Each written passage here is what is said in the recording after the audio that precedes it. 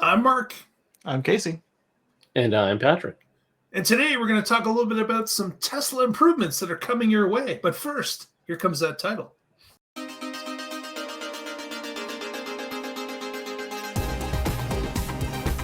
You're watching the Tesla Life Express.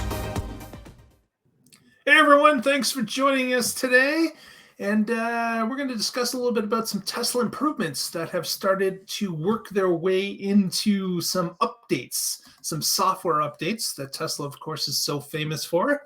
And tonight, the first one we wanted to just talk up a little bit about is the Matrix headlights have been updated somewhat in North America, which, of course, is a bit of a surprise because some of the aspects of the Matrix headlights cannot be used in North America because NHTSA hasn't got off their hands and decided to look at what some of these safety improvements could be.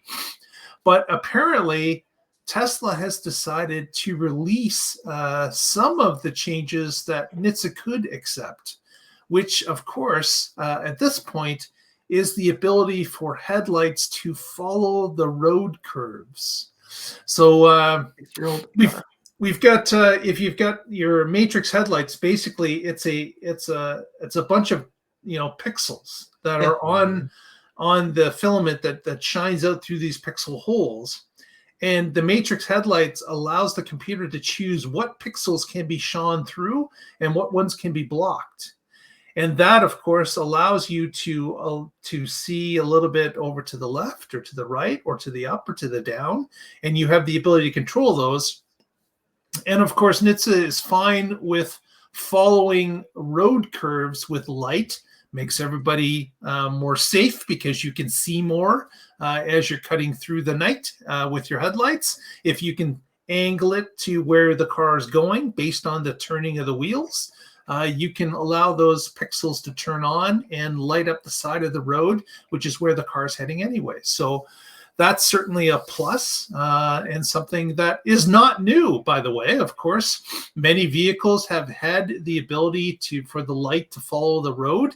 In some cases, the entire housing would turn a little bit, or the filament would turn a little bit based on the wheel. But Tesla, with its Matrix lights, had not had that ability because obviously they thought they could get some of this stuff approved and maybe open up all the safety features, like not being able to blind somebody that's coming at you, to block those pixels until the car goes away and then they automatically come brighter. So those type of things. But and Tesla's had this capability in their older cars for over 10 years now.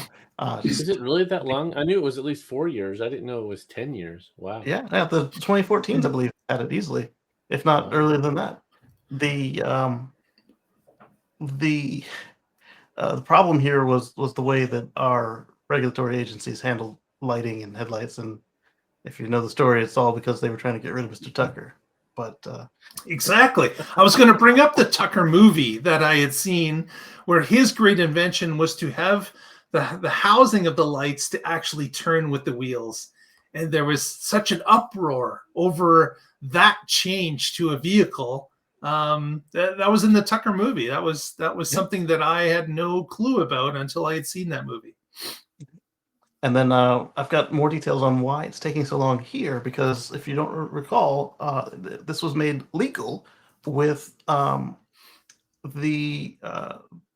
IRA. So where we got our tax credit and our NEVI funding, they said, oh, we're finally going to allow you to have smart headlights. So the reason why, even though Tesla, Mercedes, Audi, all these companies have Matrix lights deployed in the States, why none of them have done their software updates, even though they've been petitioning the government to be able to do so.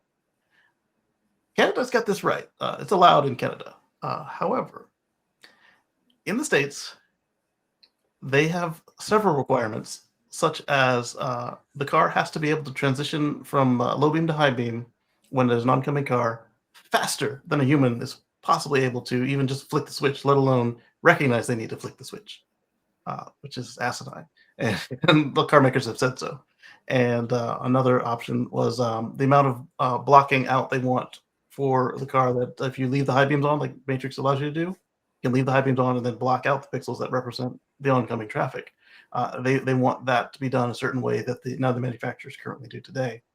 So it might be why if it's being done already in Europe and people aren't being blinded by oncoming headlights, what's different about the way that they need to do it in the US? And that's what the manufacturers are saying. It's not like the US is the first one to come up with these standards. We're the last, so we should just tag on to what the rest of the world is doing. Nobody's getting killed by this. Nobody's getting hurt. It's saving lives, and they are killing people by not making these lights safer, by making them impossibly safe. And this is another case where it's where the perfect is perfect fighting the good. They're not perfect yet. You can't have any of the features. Yeah, so we'll use a less safe system because we can't have the perfect system. That's just dumb. Yeah, and the so S is for safety. Yeah, exactly. Yeah. Everybody's still fighting this. They're doing the good fight. They're not just sitting on their hands. But it's looking like we're not going to start to see these until a new headlight module comes out. So we're not sure. The article didn't address Tesla specifically, so I don't know if the Tesla Matrix is already compatible and they're just waiting on software, or if they're waiting on software and regulators to come up off some of the more ridiculous requirements. But if they had a module they could stick in the car today that met what was in the books, they could do it tomorrow. Yeah. So it's regulation not following what industry already has or has been using. Right. It's something before IRA it was illegal, period, because Tucker. Which is absolutely ridiculous. But okay, that's. I wonder if the Canadian Matrix lights will get an update to turn them on just like Europe at this point, or they're going to. That'll be interesting to see as to whether or not they're going to stick with just the update that NHTSA has approved, or if it will come to maybe Canada and Mexico on their own. I don't know if Mexico they're legal yet there or not. I didn't look into them, but I think that if they do that track and say, "Hey, look, nobody in Canada is complaining. Nobody in Canada is. In fact, these many lives have been saved." They can't. Our people can no longer point and say, "Oh, that's just some European garbage. It's Canada." It's not. Mm-hmm. Well, people like Patrick would say they're not even riding horses, but they call themselves mounted. So people like me would say that, yes. Yeah, they would. But I digress. I had to bring that one in, Patrick. I just had to bring that one in. Only fair. That's kind of interesting, though, that the because of Tucker, they had to write a whole new law just to get around that one thing. So yeah, that's amazing, but not surprising, I guess. I saw a Tucker parked at a shop at my really? Yeah, it was an auto shop. I guess he was doing a restoration on the way to my grandmother's bed and breakfast last time we were up there. Very cool. I hit save on the car. Hopefully it made it to the dash cam. With that, we can move on to our next enhancement, and this has something to do with sensors and seat sensors. No more sensors. Yeah, that's right. The march towards eliminating sensors. Elon said, delete. Yeah, I don't want any sensors, and there's a couple good reasons for the sensors. There has been some errors in sensors. When you have a seat sensor, for example, if it's the driver's seat sensor, if it fails or is sporadic, it won't allow the car to drive. It'll actually prevent you from moving because it will think that the driver is not in the seat and someone is pulling at the controls to get the vehicle to move with no driver available. Now, this obviously doesn't happen to everybody. It's happened every once in a while. There's been service calls and requests on that. But another thing the sensors are used for is, how many other people are in the vehicle.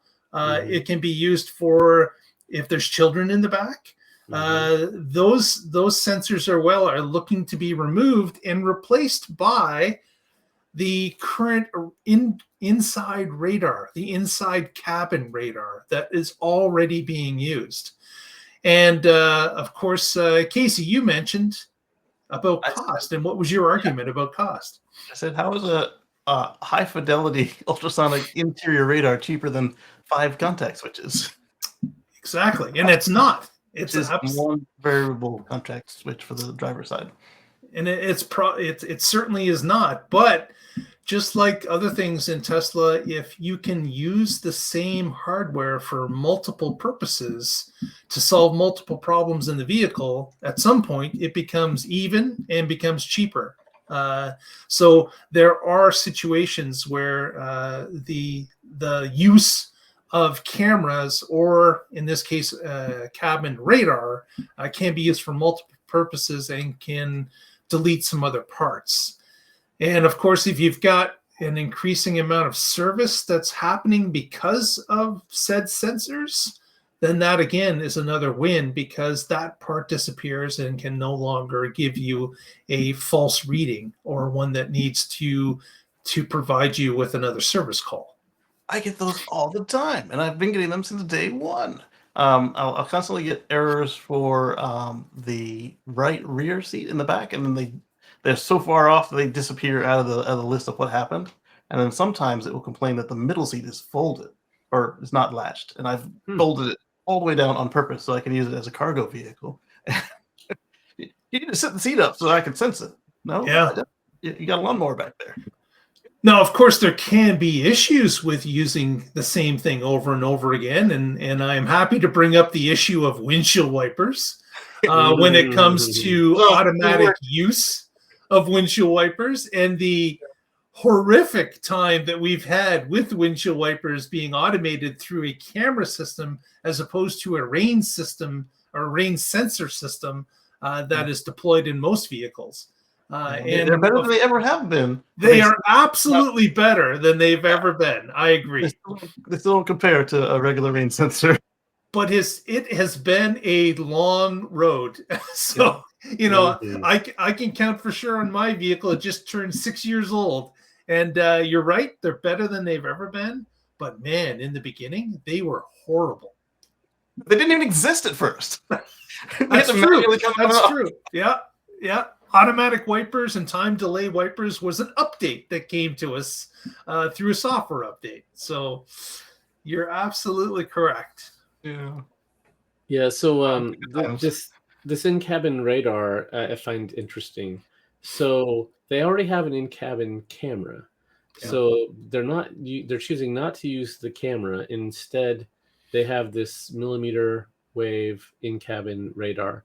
And I think that the reason that they're looking at this comes down to cybercab or robotaxi, in that you're going to need some way to know what's happening in the cab, even if something's blocked by the camera. And so I think that's the real reason. Otherwise, I mean, if somebody got into a cybercab and they knew where the camera was, just stick a Post-it note over that and then do whatever horrible thing you wanted to do in that car. Or whereas with the millimeter wave radar, you're going to have visibility, even if they tried some of these shenanigans, but in a more privacy kind of way.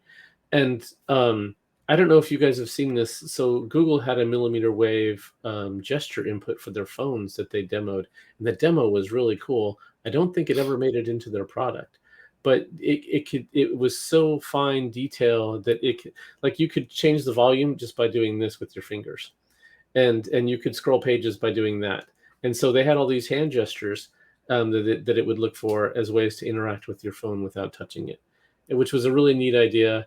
And millimeter waves are not penetrating, so you don't have to worry about. I mean, if you say in-cabin radar, I mean, it kind of sounds like you might be getting microwaved in the car, but it's nothing like that. These are much lower power. So this is interesting, and I'm wondering why they're doing it. And like you said, Mark, if they need this for other reasons, and it solves a problem that they're having with the seat sensors, where occasionally those sensors fail, and then that means your car won't start. Why not remove that sensor and use this sensor?